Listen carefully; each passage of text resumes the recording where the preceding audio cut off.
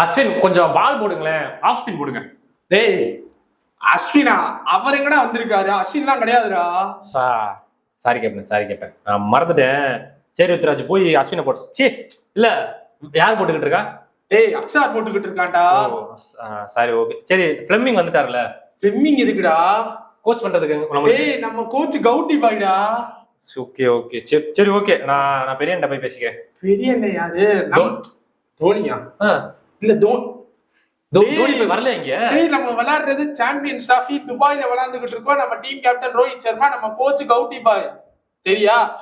நீ கனவு உலகத்துல இருந்து வெளியே வா. இன்னும் ஐபிஎல் குள்ள போகல. சரியா?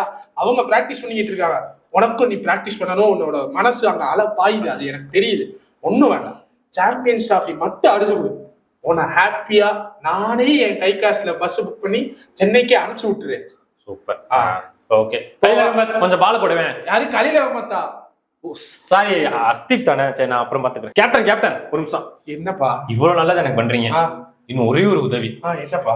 முடிஞ்ச கையில என் கூட பாண்டியா பையன் ஹர்திக் பாண்டியா இருக்கான்ல, அவன் தான் உனக்கு எல்லா ஸ்கெட்சும் போட்டு கொடுக்குறான். போடா.